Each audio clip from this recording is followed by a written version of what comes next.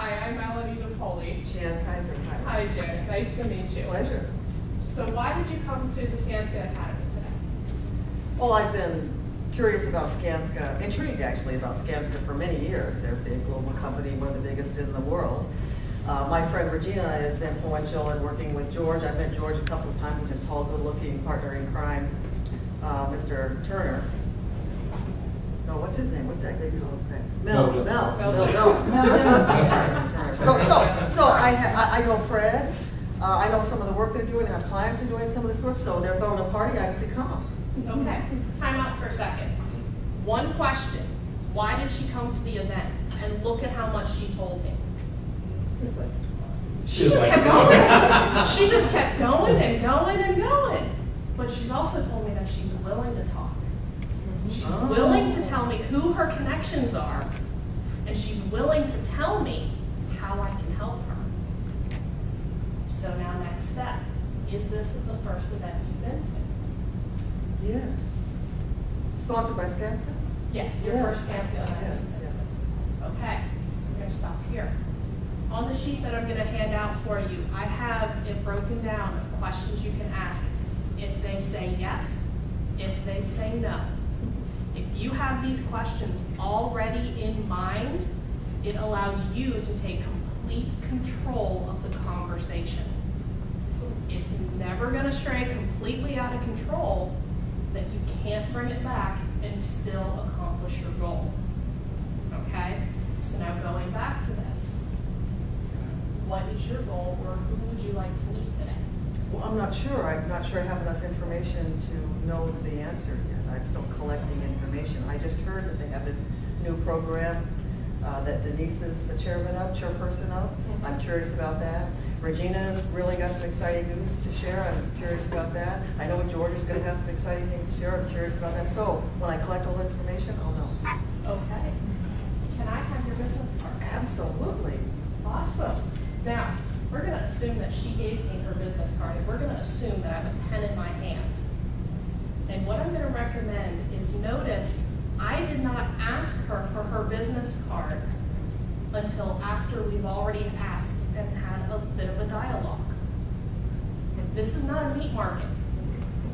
If you want to network to grow your business, then you need to be as serious about networking as you are about running your business. We've had a lot of great presentations already, and we still have Regina to go, but networking is no different. How you network, how you market your business, how you work with your employees, how you work with the market, it's all one and the same. It's about creating a perception. When you ask her for her business card, this is actually Jamie's, which I got earlier. You'll notice I made a note on the business card. It is to remind me of what Jamie and I talked about. So when I go back to my office, I can remember what Jamie and I talked about, and I can follow up with her about specific information. We talked about this.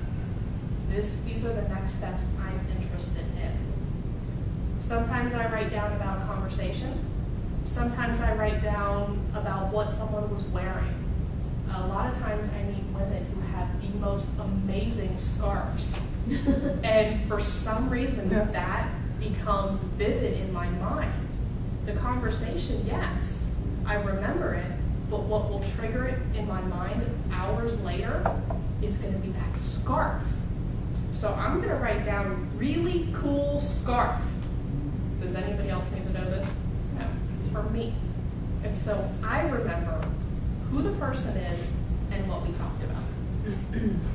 So now that I have her card, then I'm going to start continuing the conversation. Okay, you mentioned that you want to talk to Denise to learn more about is it the PSP? Yes. Oh, right, I got the letters right. Well, there's a local PCC.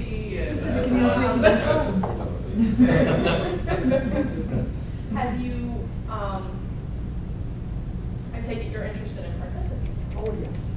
Okay, what kind of services would you offer? Well, I provide leadership training and strategic planning to construction and construction-related businesses. businesses, so I'd be interested in getting access to small businesses so I can provide my services. But I'm also interested in getting services. There are a number of things that I would like to do to enhance my business, and I know that Denise has got some stuff that I could use, and I know Regina's got some stuff that I could use. Time out. I never asked her what she does. She just told me. She also told me who she works with. Okay? She mentioned that she works with construction companies. So do I. What type of construction companies do you work with? Primarily in transportation, heavy civil arena, but I also dabble with specialty trades. Okay. You see how I'm getting information out of her? It's casual conversation. It's not your run-of-the-mill meat market where you're just going, here, you want my card? Here, you want my card? It's taking a different approach, but also in her mind, now feel free to correct me if I'm wrong, but I'm creating the perception that I'm on a mission. I know I'm confident in what I do, and I'm confident and I'm able to help her because I'm showing her that I've got it together. She mentioned earlier that she wants to meet Denise and she wants to learn more about George and she wants to learn more about Regina. Well, I've also already mentioned that I know them too. And I would be happy to introduce her. So in her mind, I look like I'm this very well-connected person who has the inside scoop. Who doesn't want to know the inside scoop? All right. Well, if you're the only one that wants to know, we'll chat, okay?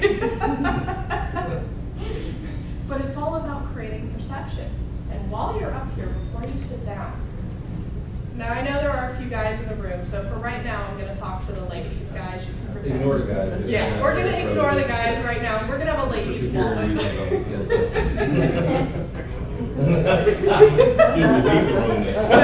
you're good. You can stay. Or Sully, seriously, I'm not kicking you out.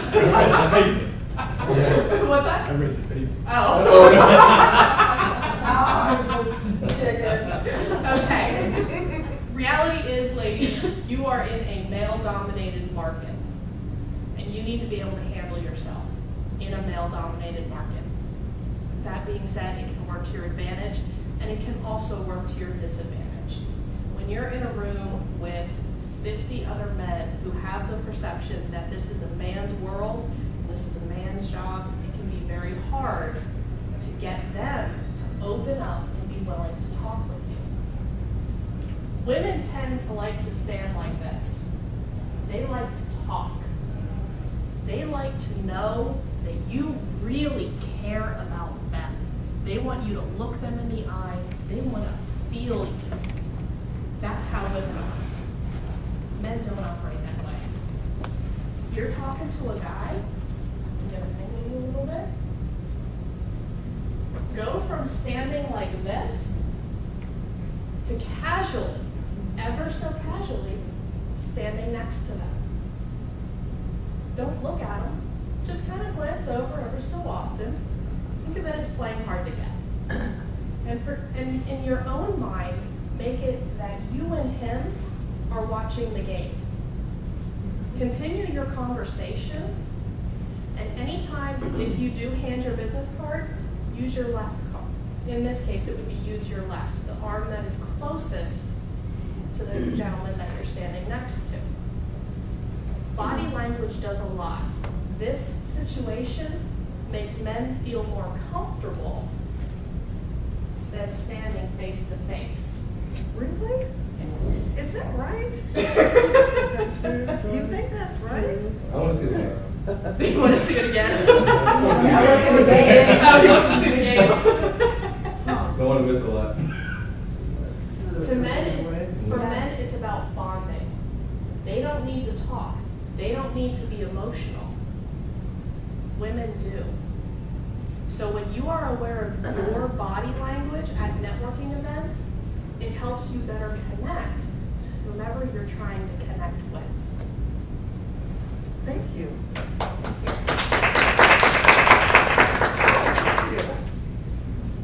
The other thing, just a point, that stance with the men. I certainly agree with that. Mm-hmm. They are, when you say they want to see the game, they really are pervading the room. Mhm. Yes, Yeah. they They're are. checking it Yeah. out. When they Yes. look over you, see, when you're face to face, and they want to see if Rasula Right. came in or whatever, it's really awkward because you can see them. Yeah. If you're like this, they don't know, okay, because they heard you, they got you. Yep. They'll even appreciate you more, they'll give them a chance so they can go do what they I do. missed something. Just stand to the side, you'll be okay. Do you think that sometimes there may be women who would be more comfortable in that stance also? Yes, that's the other thing, and you brought up a very good point. I'm giving generalities as far as preparing your mind for going into a networking event, but be prepared that there are some men that do want you to be face to face with them, eyes locked with them. And there's some women that would prefer you stand next to them. So it's good to just really be aware of what they're doing as you Yes. stand there. Very much so, Priscilla. Just a statement there from the male perspective. When I was a brand manager in Clairol, it was interesting when we would do events as executives, we were very cognizant of our interaction with women, and we would purposely make it a point never to interact with those who by appearance maybe were dressing a little too loose or casual for the networking event. Yep. Because it wasn't that we were disrespecting them because maybe they were incompetent or whatever. We were more concerned about the perception of everyone else in the room looking Right. at us, spending time talking to them, Yeah. and wondering why we were. Yes. Because she wasn't wearing nylons, loose blouse. So there's a lot of things that do go on in that environment. Yes. Any other questions? What about culturally? Some cultures have different interpretations or applications of body language. That is a very good thing. The recommendation I gave you about writing on the business card, should you ever be in Japan or at a Japanese event, do not ever write on their business cards. Right. To them, it is a sin. In the Japanese culture, they present you with their card and you're expected to take it graciously. For the most part, as long as we're in America, general American customs do apply, and it's considered, okay to practice the American way. But be aware of it and do pay attention, especially if you do go to an event that you know has a cultural influence. I have a friend of mine who works specifically within the Muslim community, and she holds Muslim-only events. And that being said, if there's no alcohol or whatever the case may be, that is carried out to the fullest.